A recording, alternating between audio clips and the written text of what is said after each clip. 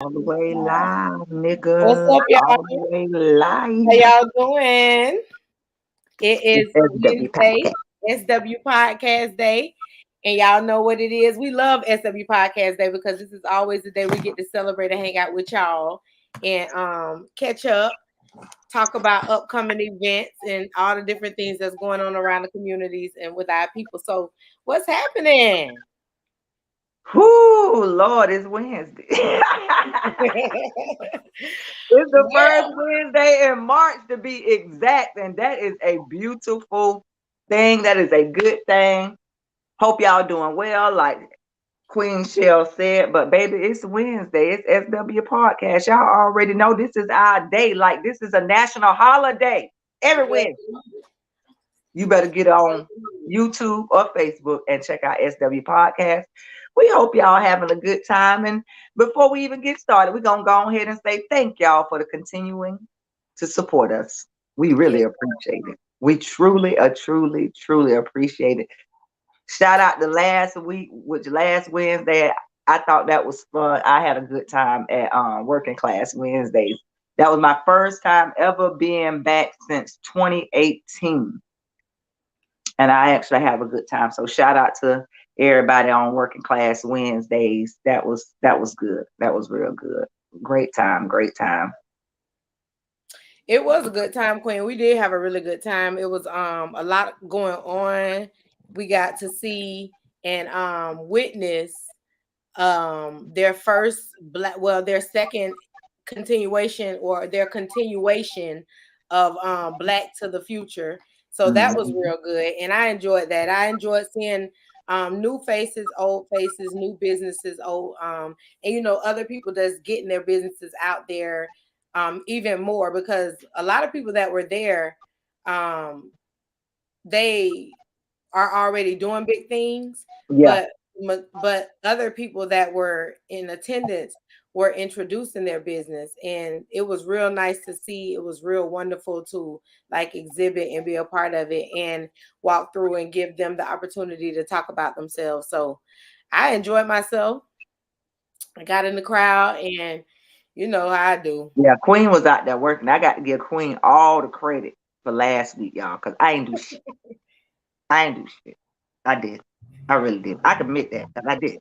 But Queen was out there. Like she really got out there in the crowd. Like that's what's up. That's what's up. Well, we really had a good time though. Like it Yeah, it was just it was fun. It was a fun yeah. experience. The performances were good.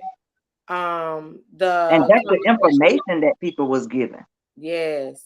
was like very informative and stuff like that. Like that. Look, all I can say, if you've never been to one of the Working Class Wednesdays, go check it out. Yeah, go check it out.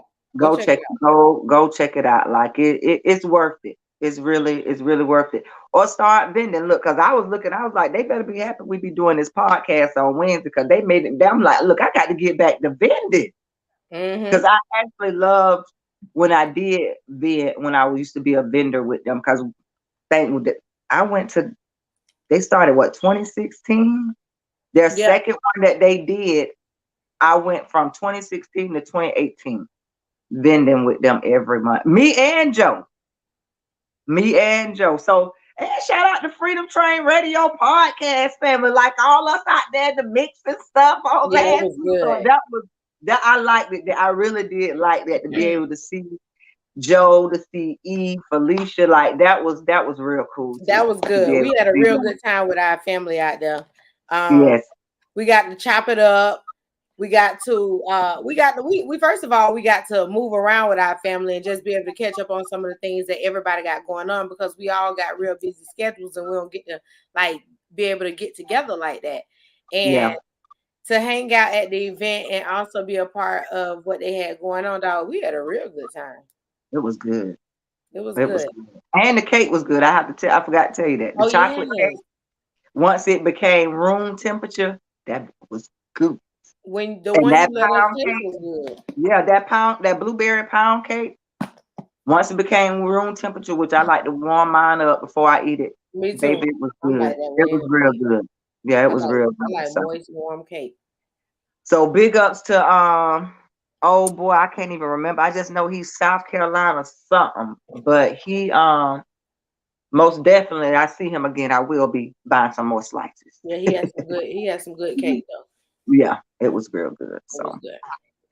So what's So going on y'all, with you? we're gonna jump into the show today. Thank you again for tuning in and for our return listeners and our returning commenters. We always appreciate y'all because y'all keep the party going, y'all keep the conversation flowing, and All that's in the comments. and that's always important to us. We love people who come on and not afraid to be a part of the conversation, give their dialogue, share what they feel, because Mm-hmm. you gotta be able to express yourself. You gotta be able to get things off your chest, because if you can't, even in a public atmosphere, it's got to be real hard for you to do it in your relationships. Oh So yeah. So we're gonna of course get on into the show today, and our quote of the day, because for one, I'm gonna tell y'all what we're talking about first before I tell you the quote of the day. I knew I had this, I think had this show written later down the road, probably like episode 115, because I Uh-huh. keep my ideas written, and just come back to them and add to them.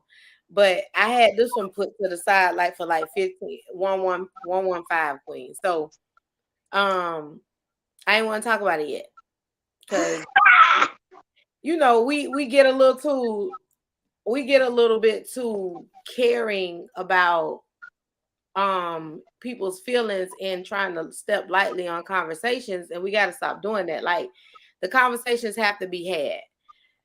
Yeah. Oh, girl.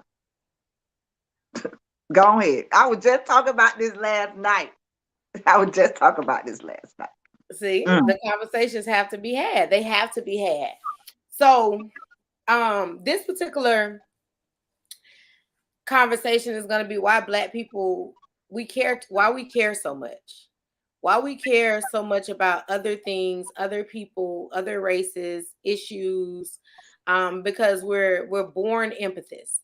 So we're gonna have a conversation about that. We're gonna jump into it full throttle as soon as, but we got some things leading into it as well. But we're gonna jump into it full throttle after we discuss the quote of the day. And the quote of the day is racism is not merely a simplistic hatred. It is more often broad sympathy towards some broader skepticism toward others. So you got people who are empathetic to some people, but then you got people who are skeptical toward this other people who are suffering the same issues. And that's what we're going to talk about today. The quote is merely scratching the surface. Yeah. And the reason why it says racism is not merely a simplistic hatred is because it's not just something where you just say, I walk past somebody and I don't like them. It's not just that simple. You are like fueled. It's rooted in you.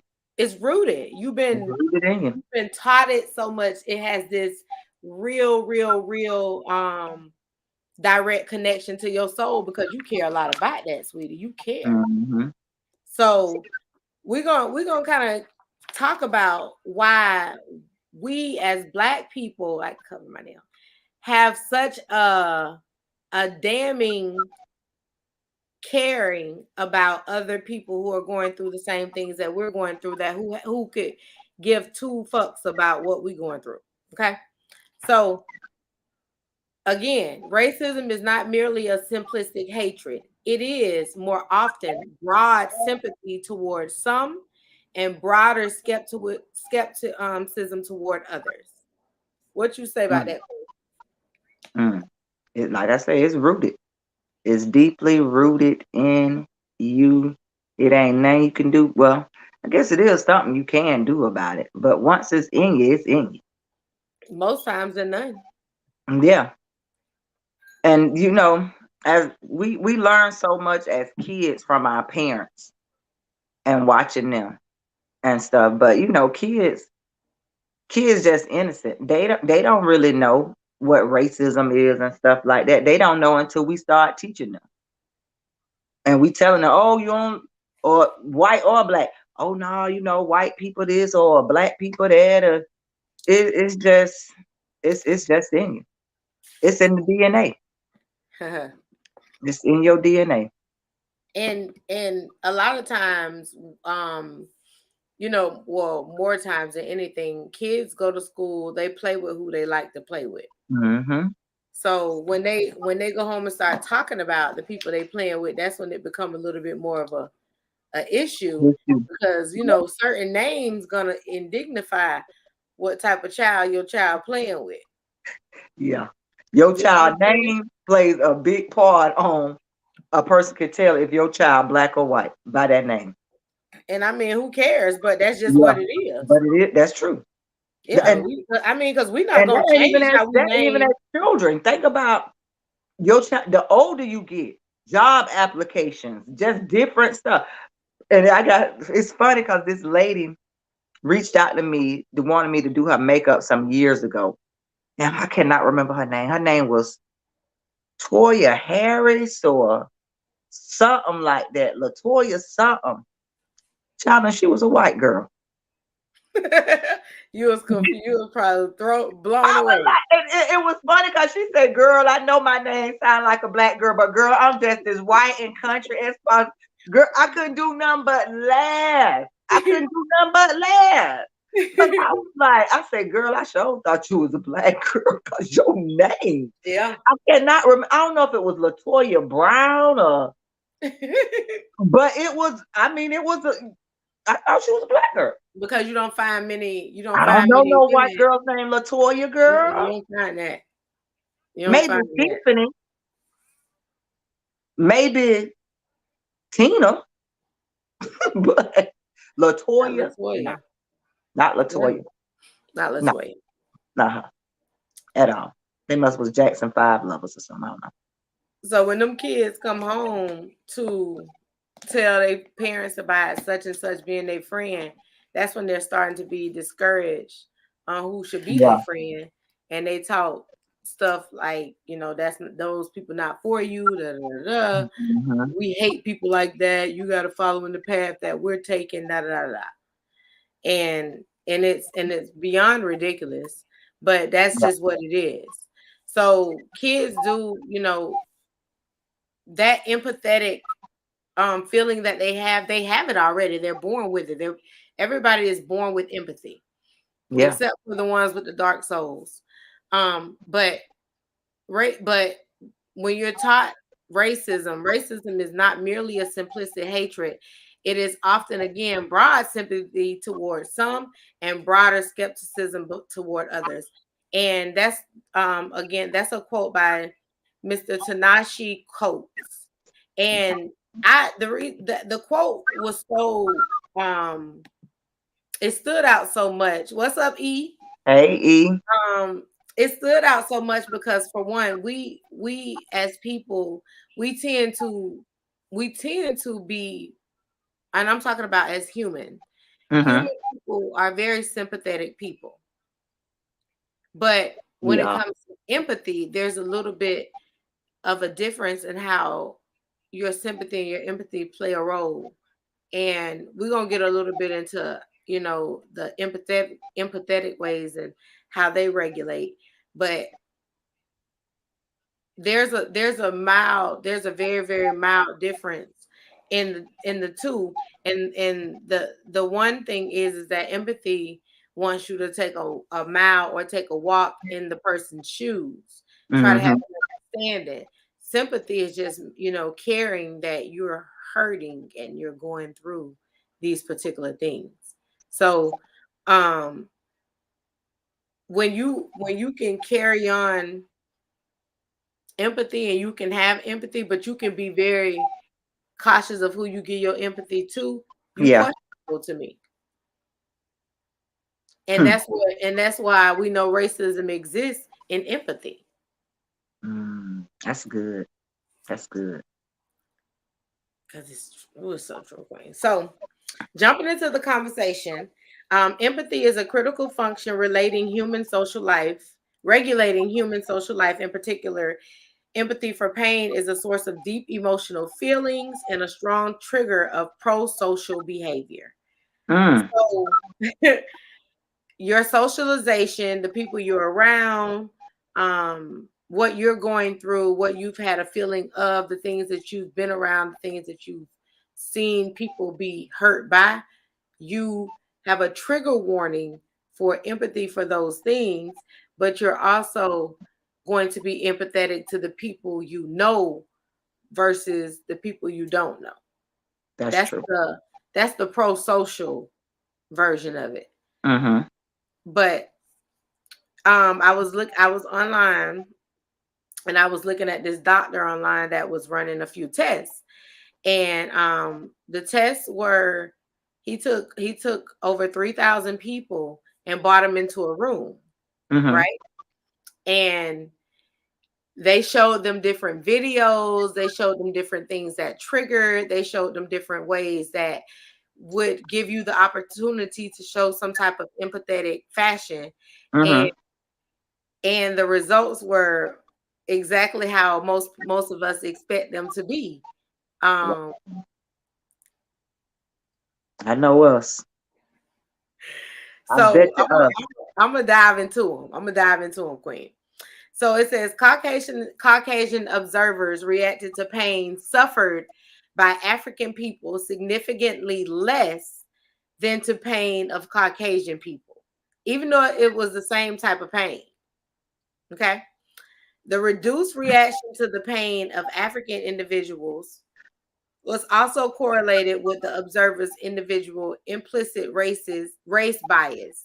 The role of others' race in moderating empathetic reactions is a crucial clue for understanding to what extent social interactions and possibly integration may be influenced by deeply rooted, automatic, and uncontrolled responses. So I feel like this, because that's strong. Yeah. Because it does give pure moral value to it. This is why we tested that. This is what happened during the test, blah, blah, blah. However, I feel like when you talk about trying to say that these are uncontrollable responses, that means to me that you're still giving them a pass. Because it's only an uncontrolled response, excuse me, if you have no knowledge, if your body has no knowledge of it being there. You responding to something, a response is a response, right? That's right. So if you responded to it, your body is giving that response. You send your body language gonna give it off before you even speak. Your body language, your facial expressions, everything. You ain't even got to say nothing. And your body language should say it all, especially your face. So how do we deem that an uncontrollable response? That's crazy. And those are things to me that keeps people able to use certain privileges to provoke why they're able to get away with certain stuff. Because you're saying that it may be influenced by deeply rooted automation or automatics and uncontrollable responses. So you're agreeing that they have deeply rooted issues, but then you're also backhandedly saying it's an uncontrollable response because of their deep-rooted issues. That don't make sense. It don't. So because that's what you can justify words with term. You can justify a whole damn thing with just the way you word something. Yeah. So that and you always got to watch your words. And if you make it make sense enough, people gonna run with it. Yep. And that to them made sense. So empathetic reactions were inferred by the skin conducive responses, and they were observed video stimuli showing human students experiencing either harmless or painful somatosensory stimuli. He said cop out. Exactly. That's just what it is. It is, It's exactly what it is. That's what it is. But observers view the video stimuli, so that means that they were either affected in a negative way or they were affected in a positive way. So their body language could be shifting because they enjoying what they see, or their body language can be shifting because it affects them. It makes them irritable to see it. So they were trying to figure out which was happening. Because I was going to say too, I'm thinking about if you say you got all these different people in the room. So it's different if it's just you in that room and they just watching you to see how your body language is going to be as far as you watching this video or whatever they telling you. But you in that room with other races and a lot of us too. Oh, you over there clenching, baby, because you don't want us to see that you over there enjoying. They didn't say they didn't say how they did the test. They didn't say if it was like that would be interesting to know. That'll be interesting to know. And then I didn't print out all of that. I was like focused on just a main portion of what we were discussing. But I do think that gives a little bit more realistic view to know if it was a group, test or if it was individual. That would be come on now. We all know if we in a crowd, white, black, Asian, whatever you are, something going on, all of us in a room, say all of us in here doing this test. The white people over there, it might be one on the side of you, one in the front of you, or whatever. Man, they looking at you to see how you reacting. Because they over there. That's one thing about us, though. We do not flinch up when we in the room. We just look. Now our facial expression might be over there like, yeah, they crack back, they slip. Yeah, it's some bullshit here. Look, you look around that room, and they look around that room. Gonna look around. We be like, God damn, ain't none of us in here. And then but other than that, like as far as fear goes, nah. But they would be. Yeah, because they worry. It's a worry. They worry because see, they don't know how we gonna react after we finish doing this test and all of us in this room together. When we step out this door, they don't know what our response is because just like you said, we ain't really showing that. We just look around the room, so they don't even know how to read half of us anyway. Right. But that's the thing, you ain't got no business trying to, because we ain't sitting here trying to read you. As long as you ain't doing nothing that's gonna make you questionable to us, you are right. And that's the reason why we having this conversation, because we got empathy. We don't have a derivative reason to be fearful or cautious of you unless you're giving us a reason to be. A reason why. So, but on the other hand, from the moment you see us and you in the room full of us, you automatically fear for your life. Man, you over there clutching your pearls. And 9 times out of 10, you will kill us on the street before we kill you. Child, look, broad daylight. Broad daylight. Don't care who's seen it. I'll get off. Because they know they will. So what they did was, see, again, I don't see anything on this particular version of what I printed to say whether or not they were in group or single settings, but they did say the skin conducive responses were measured while the observers viewed the video stimuli. So they constantly showed them different video versions of situations and rated how they responded to the video, emotional, physical, and with the majority of their responses, they had high stimuli, which means that there was a chemical reaction or a Reaction. reaction that showed that they either, that's why I got the two things that I said, that they didn't know, they weren't sure, either they were enjoying it with their Mm-hmm. reaction, or if they felt like they felt bad for the situation. Yeah. That's interesting to know if it was a room full of people. But it more than likely it probably wasn't. It Mm, probably was single individuals, or they had so many in a group that they did at one at time. one time. But that would be very interesting to know if it was a group setting, them doing this test or whatever you want to call Right. it. It would be very, very interesting to know, because you could see how, again, it would be effective with Hmm. who in the room. If it's, again, a group full of black men and a couple white men, or if it's a group full of white men with a couple black men, like, or a couple black women, well, however the Yeah. situation would have went, it would have been some type of fear tactic used anytime we have a white person in the room, because they're like, it's a visible tactic with that, especially if they're outnumbered. Oh yeah. Don't let it be a lot of us. It don't even have to be a lot of us. It could be a mix of Asians, blacks, Spanish, and they scared still. It's I don't crazy. care. Mm-mm. Oh, It said, and then it said that another thing that happens is a brain, when you see pain. This is another thing they was paying attention to, because this is why I think they did single testing, because they was checking brain stimuli and all of that.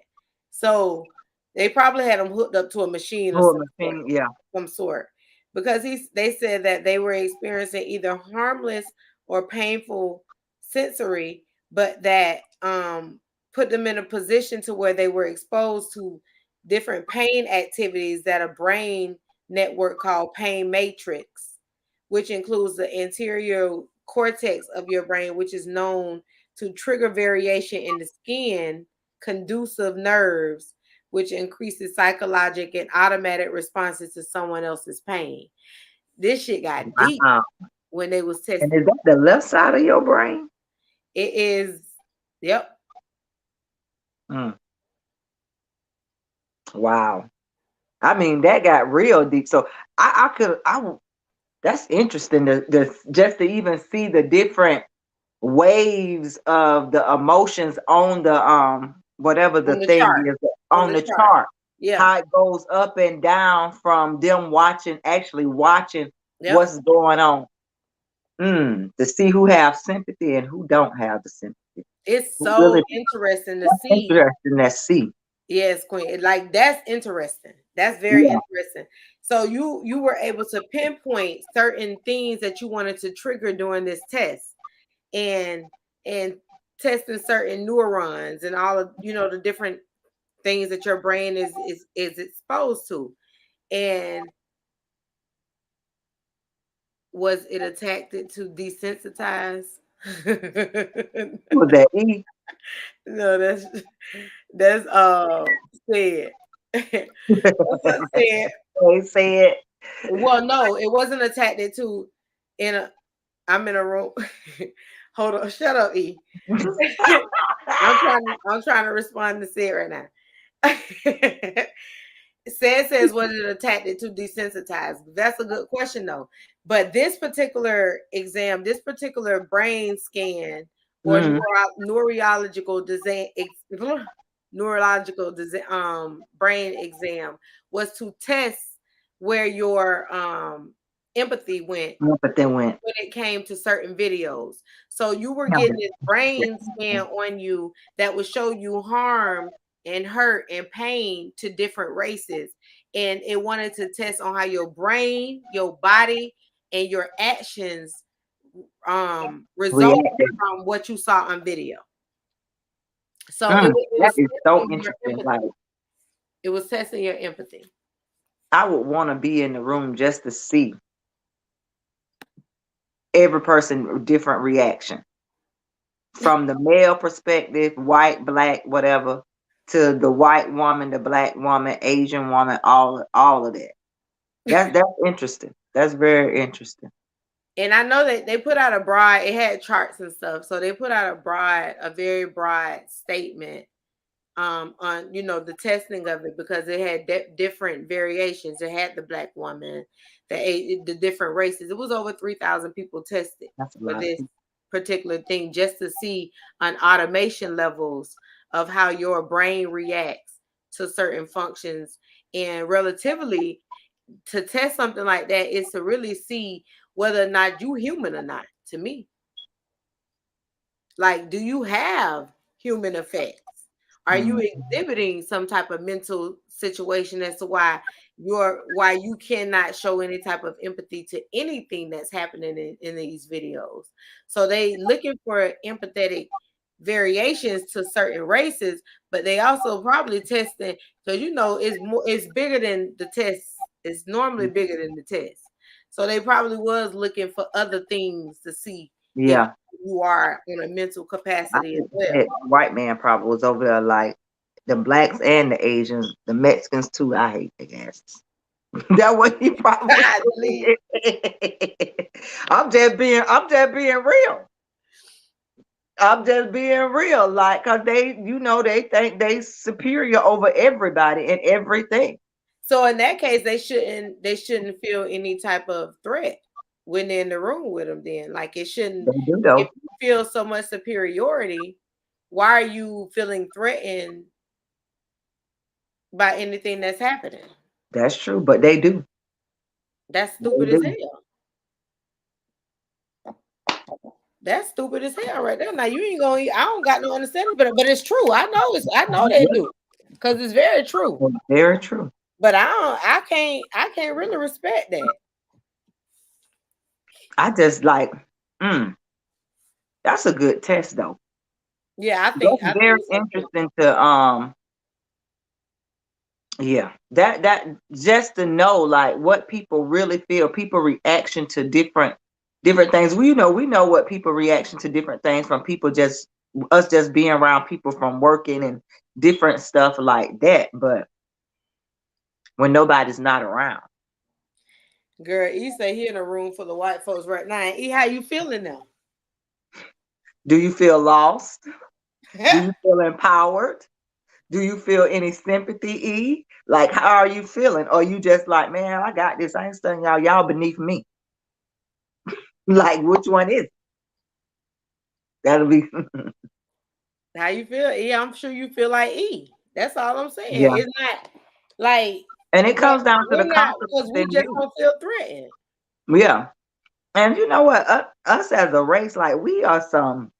And I think we didn't have this conversation before. We are the most forgiving people. No matter, people can do us wrong, and people have done us wrong for centuries. People have done us wrong, but we welcome everybody, no matter who they is. We are the most forgiving people, and we are the most people that have been done wrong the most. We way more forgiving to other races, and we way more ruthless to our own. To our own, exactly. And that's the problem. Crazy it's like we expect so much better of ourselves, and we the ones that was kicked the most. But we expect us to be the most superior people, but we've been through the most. And that's very true. That's why I don't deal with that religious mess said, because that's exactly it. We've been taught to forgive through religion, and I'm not on that. I'm not on that. I'm not on just, because the Bible says to forgive. Listen, you get one chance. Yeah. Oh, I'm about forgiveness. Like you say, you get one chance. I know how to forgive and go on about my business, and I just don't deal with you no more. That's a different situation. Like, but these people are forgiving and continuously dealing with people. And like, it's okay. It only happened this time. I should.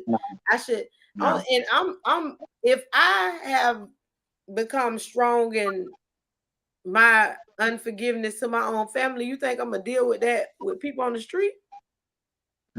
That's crazy. And that you said, and that's why the religious people. I call it the religious people. I call it the religious people, and the church people. They all the same people. The Christian people, all the same people. Mm-hmm. People be like, "What you is?" I'm a believer of God, Jesus, and the Holy Spirit. That's what I tell people. Like, no, I'm not a Christian. I'm a believer. He cautious, and that's being cautious is what you have to be though. To be perfectly honest, being cautious is because this is me. Like I trust everybody I trust Until you everybody. cross me.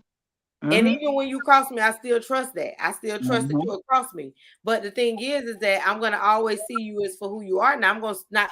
I don't try to put a veil over what you did and Yeah. what you showed me. I'm gonna remember that so I can deal with you accordingly. That part, yeah. I deal with you So, the way you want, the way you showed me that I needed to deal with you. but we do that, but again, we deal with that amongst our own people, man. It's so many of us that forget just because they work with white folk or they got to deal with white folk or they doing certain things for white folk, they forget all about the things that white folk did. Like you can't even call me a girl. Mm-mm. You can't be no white person calling me no girl. Mm-mm. I would. That's disrespectful. Do I You look better like call a me girl? by my name, ma'am. And if you don't, and if Candy. you don't know my name, just say ma'am until Yes. you know who I am. But don't address me as girl. Don't address me as girl. And as my son said, he texted us one day last weekend in history class. Mr. T told them that the name Bubba was a slave name. And I just was like, I said, I never knew. I was like, that's something. I said, well, when he was texting, I said, well, is you asking us or is you telling us that this is a enslaved name? He was like, I'm telling y'all because I just learned this. And I didn't know that about the word Bubba, because, and then as he said it, and I read the text and thought about it, I was like, you know what? I hadn't, yeah, like, okay, yeah, Bubba. It could be true. It could be true. I thought about Forrest Gump, the movie Forrest Gump, and the black man name on that name was Bubba. I thought about that. I thought about a whole bunch of other stuff. And I know some people that go by the nickname Bubba. Yeah, I knew some people like that. So I was like, wow, that's Bubba is like you call, just like you said, don't call me girl, don't call me Bubba, don't call me boy. I know, Don't and that's call the me thing. name. That's the Don't thing call for me me. name either. I don't understand. Like, it's so many people they're okay with it. Like, my grandmother used to say, my grandmother was one of those people who, if you younger than her, white woman, black woman, any woman, she not calling you miss. And not if you younger than her. If she know you younger than her, she not gonna put miss on it. But when you address her, you need to put miss. We need to put miss. And And you got a lot of people like that. My grandmother cooked in a house on FSU campus at one of the sorority houses for 22 years. That was her occupation. So when she cooking for them, you think anytime they address her, it was a Lena here or a Lena there. Man, you got my grandma messed up. And it wasn't Miss Lena. It was Miss Johnson. Call me by the last name. Yes, Call me by the last name. Because you're gonna demand the respect you deserve, because that's the respect you deserve. Point blank. Period. Yeah. If you're allowing it to happen, it's gonna easily roll off for them to continue. They'll do something else. It'll do something else. And then it's like you constantly showing empathy to this something you feel disrespected about. Yeah. And you got to speak up. You got to lay them rules down right at the beginning. Look, this is what I need to be called. That's what when I get new patients, I always ask them, what do you like for me to call you? Do you want me to call you by your first name? Do you want me to call you by your last name? I'm always going to put Mr. or Mrs. or Miss on that, no matter if I call you by your first name or last name. Right. Only client. And a lot of them be like, oh, you can just call me by my first name. But like my client Bob that just passed, I used to always say Mr. Woodward. And then after a year, he was like, Candace, just call me Bob. We are family now. Just call me Bob. And so I'm like, okay, that's what you want to be called. I'm calling you Bob. That's what you want to be called. 'Cause that's what he like. He wanted. That's That's what he wanted. that's what he like. He say, I don't like you when you call me. He said, cause I just don't feel like what he told me something. And I was like, Bob, all right, you want to be called Bob? I'll call you Bob. Or I'll call you your government name, Robert D. Woodward the third. Which That one man you said, want? call him Bob. They call me Bob. I was like, all right, call you Bob then. And it's about respect with that. Call me what I want to be called. Now, if you decide to call me something different, I'm gonna feel disrespected. I'm gonna check you, and that's All of that. that. Because I'm That's not. that. My pastor the same way. Even with I my don't know how pastor. people. I've been seeing so many, and like, and I think everybody that has a human heart should have, some type of sympathy for situations. But my empathy resides with my people. I Yeah. have sympathy for situational things that go on with other people and other races. Yes, when I see other people battling certain things, yes, I'm sympathetic toward that. I provide sympathy. Yeah. When I see my people going through stuff, I take action and I provide empathy because I know what looks like me and what affects me. And Mhm. another reason that that's the case is because a lot of us are abandoned. If the Yeah. world is abandoning us, how can everybody continue to? If you got the majority abandoning, what else are we gonna do with the minority of us? We can't abandon too. You know what I'm saying? So Yeah. just because I care more about who looks like me doesn't mean that I care less about who don't. It Who just don't? means that Yeah. I have more concern and For the ones charismatic that look like you. concern for the people who look like me because I know they're the least we need more and we have the less have the least. And that's a bothersome situation. And if there was more empathy in the world, it wouldn't be like this anyway, to where people had to choose who to care about and things of that nature anyway. Because if there was more caring amongst our society, this wouldn't be going on. Not at all. This would not be Not going at all. on. So I express great gratitude for the test being done because it gives people the opportunity to see that your what you have been taught to believe settles in your brain. It sits in your peripheral. When you look to the left and look to the right, you see different people who look like you, and you automatically have hate because Mm. you were raised to be that way. And hate such a strong word, but it's so true because it's a strong word. Like I said, it's in your it's in their DNA. It is. It's a very It's in their DNA. and and black people can be racist too. So it when we get to a certain feeling, it's because of a lot of what they are continuing to systematically experience. Mm-hmm. So when they're dealing with constant racism, you end up picking up racism. You That's start hating everything that's sent to destroy you. everything. Everything. Like I told you about that man sitting next to me, that black man, and how that black man sat up there. I want to literally cuss him out. Oh no, I won't be working for. I won't work for no niggas. Heck no, I ain't work for no black people, man. They ain't. And I'm just looking at him like, dude, you 50 something years old, and he could have been 60. You up here talking this shit, talking about you ain't working for no black people. You won't work for black people. I looked at that man and I was like, sir, excuse me, I got to go to the bathroom.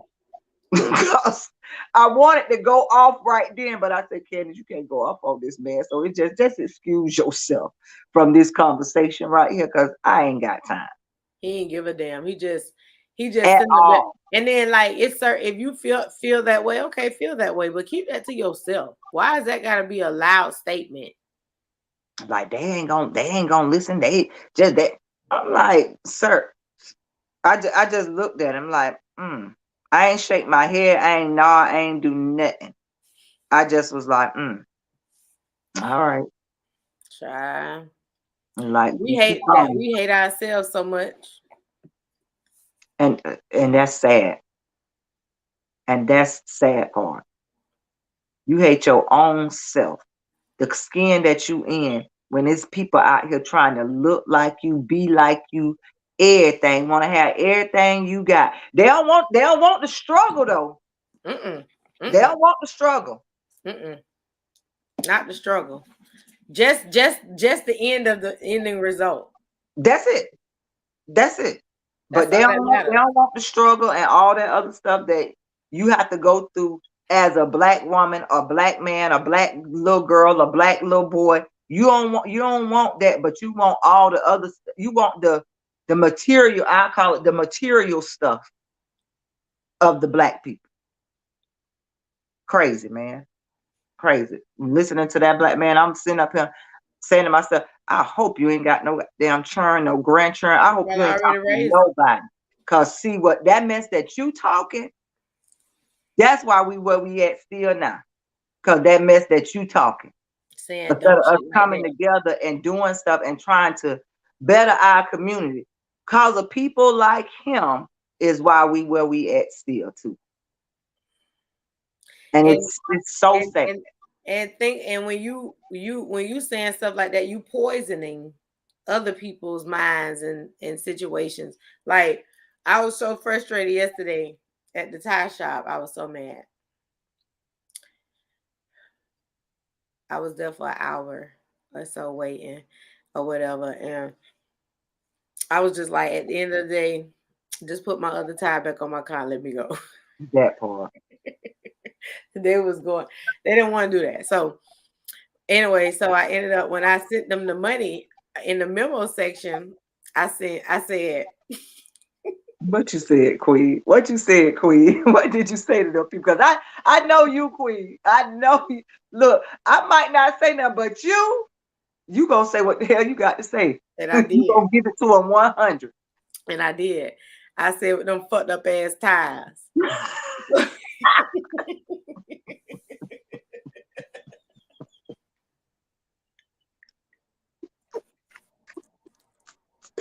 Oh my God. Oh my God. What did they say? But see, I'm a very, very conscientious person though. Like, it bothered me the day when I got up. I was like, dang, I gotta go say something to these people. Even though so by like 10:30, I drove over there. The owner was there, and I told, because he wanted to receive the message. He don't know what happened. He wasn't there. Yeah. So I tell him everything that happened. I apologize for my message. Yeah. Or whatever, but I let him know, like, you have very, very unprofessional people working for you. For one, I said, and two, I said, this is one of them quick in and out. Let me grab a tire because my tire just bust type of situation. I said, it shouldn't have been you didn't have nobody else here. It shouldn't have been no reason why I waited for an hour. But they took my tire off my car and I just was sitting there. So y'all, I got a problem with that.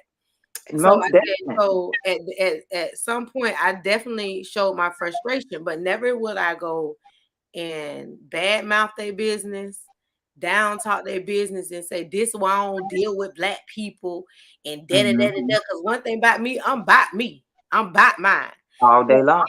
I'm going to share my frustration with you about your business. I ain't got to get on the internet to try to make a heavy post and try to degrade you for who your business is, because you had no idea what was happening that particular day.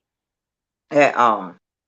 But when I get on Facebook and get on Instagram and go down talk this whole business about a particular situation that happened with one goddamn employee, and now you got a whole business suffering because this whole cancel culture society that we live in. But we do that in our own backyard, but continuously visit these white people establishments after they damn near spit in your face, talk about you in your face, charge you. The Asians let you know that your money barely appreciated. They're speaking another language in your face before they even talk English to you, and they know English, trust me. So when you dealing with me, you gonna speak English. You want my money. You gonna respect everything about me, baby, because one thing about this blackness, it ain't going nowhere. I'm big on me, and I'm gonna make you respect me. I don't care nothing about how you feel about everybody else, but this dollar that I got to go slave over to work hard for, you're gonna respect everything about it. Or come on now, walk out your establishment and you feel bad about that. Trust me, you do. You might act like you don't, but you You care. do. You do. Yeah. Cause y'all greedy. Everybody but us act like we don't need money. Oh, When baby. somebody walk out. Y'all crazy if y'all think y'all don't need it.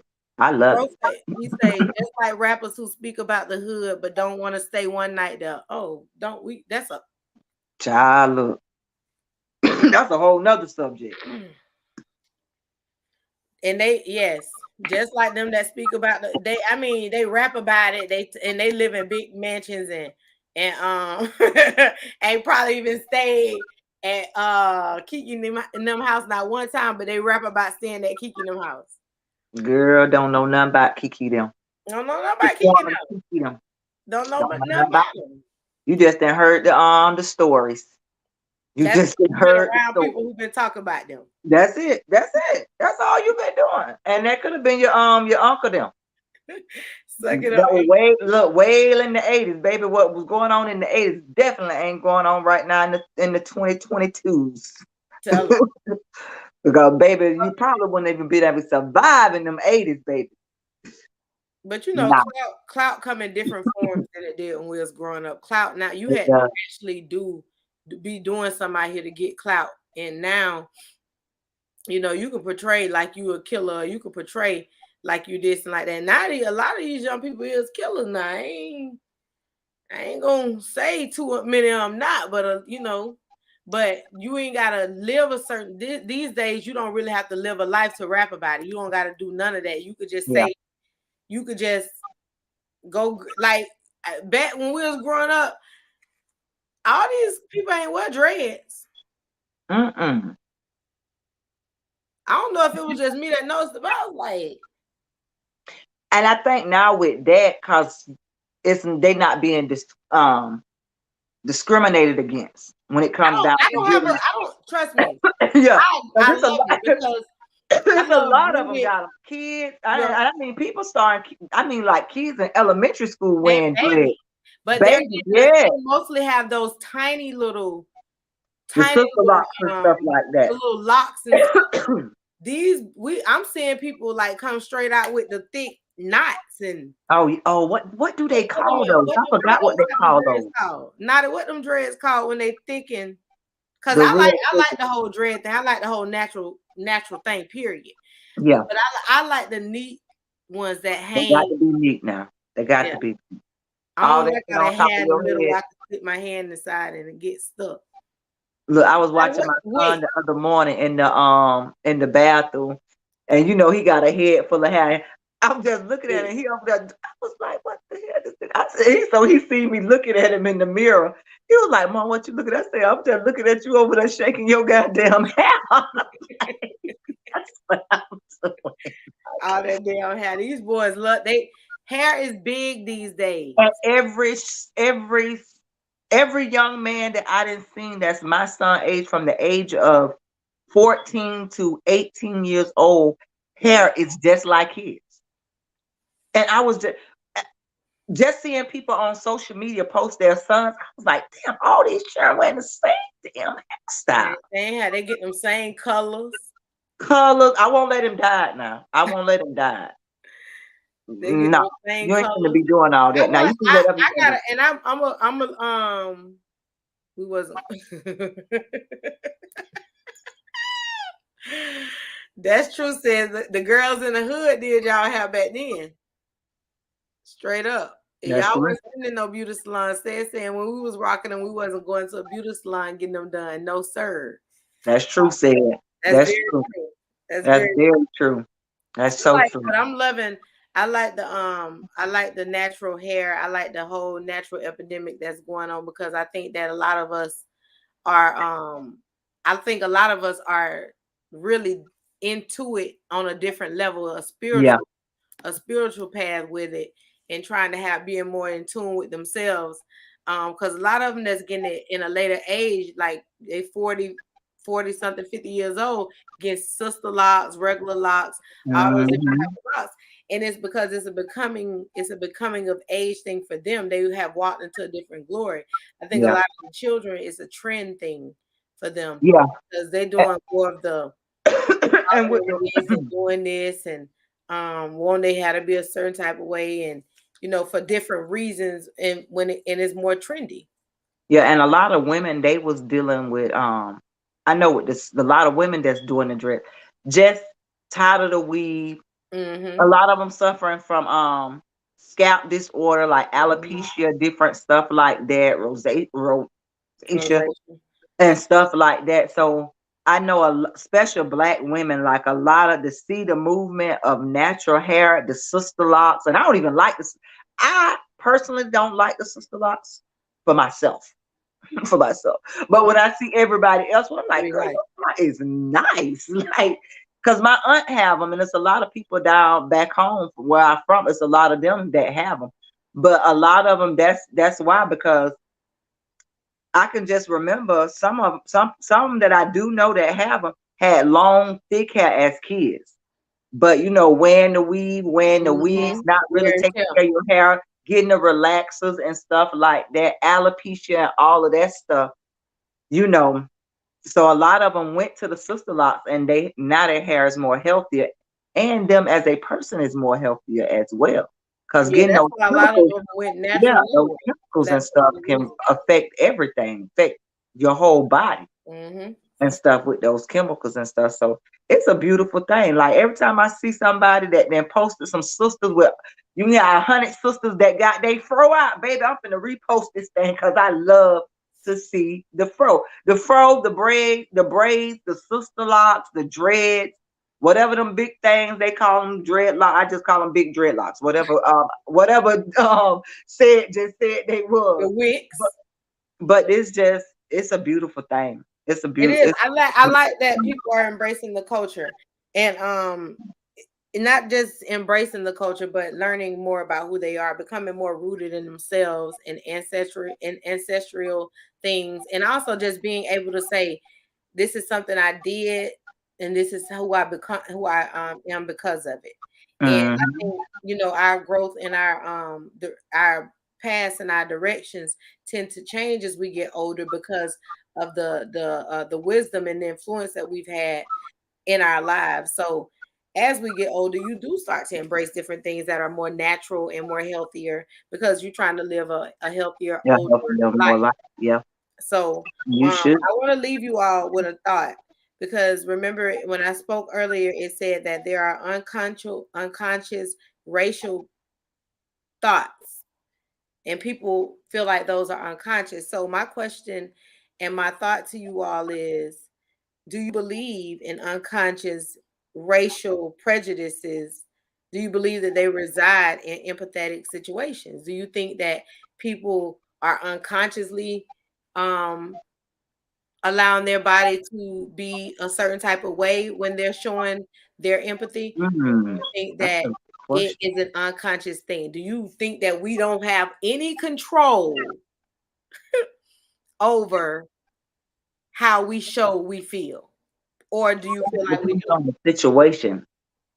I think it depends on the situation because if it's something that just then caught you off guard, it's gonna be a different reaction Meaning, to something that you didn't sit there, seen, and you didn't pondered over. so that's not a empathetic response then. If you pondering over it, is not something that's happening in a quick In a situation. quick situation. So like if you watching a video and the what happens immediate. You don't have time when they're testing, when these people was being tested, your testing was done on your initial response, Your not first thought. your first thought. So not you sitting waiting. So if I see a person in a car accident and I'm driving by and I see like a 3-man car accident, is my empathy supposed to be, am I supposed to just show empathy or should I wait until I see who in the car? Oh no. Because I can see a car put on the side of the road, they flashing lights. I'm like, oh Lord, I hope they okay. God, please let them be okay. That's my first reaction. And you could just be pulled over just because you're trying to text somebody. But I don't know that. But anybody I see just then pulled off the side of the road, they got them flashes on. I immediately think it's something. I hope they okay. Right. But in that particular situation, that's a conscious situation. You saw something, you felt empathy, and you good. Now, but how do I see that? And now my display of empathy goes unconscious because of who it is. How can it become? How can I trigger and turn those on and off at the speed of light? It don't work like that. So think about that. That's the thought I want to. And all of us human beings, like it. That's crazy. That's like the situation that happened. I don't know when this actually happened, but I remember watching it on IG when the man was in the truck. I think the man had a heart attack or a stroke, and he was on. I don't know if it was down. I want to say it was down south, and the people stopped in the middle of 95 and got out trying to actually like help this man and stuff. And you see more of us out there. It's always us. We out there trying to like help, and people just passing by. And half of people that keep passing by look like him. But that's what I'm saying. Regardless of the situation, that goes back to further explain my point. In an empathetic situation, it's going to be Black people jumping out when it comes to different races, because we so used to showing empathy to a lot of the people who kept us down. That's our show, ladies and gentlemen. Wow. We appreciate y'all tuning in. Y'all take that thought with y'all. Just keep that in the back of y'all mind. If a person is empathetic, that's because they have sincere empathy. If a person is not treating you with any empathy at all, they don't give a damn about you. Trust me. They looking at the color of your skin to make a decision on how they want to treat you. That's not empathy. That's crazy. That's hidden racism. And we know that racism, again, if you go back to our quote of the day, we know that racism is, let me go back to it. It does exist, people. It does exist. Don't let nobody tell you that it doesn't. It never left. It never stopped. And it'll never leave. No. It does exist. It's sad, but hey, that's what it is. So we appreciate y'all for tuning in. Thank y'all so much. We will see y'all next Wednesday. It is the month of March. Your girl turned 40 this month, y'all. Just FYI. And it's Women's Month.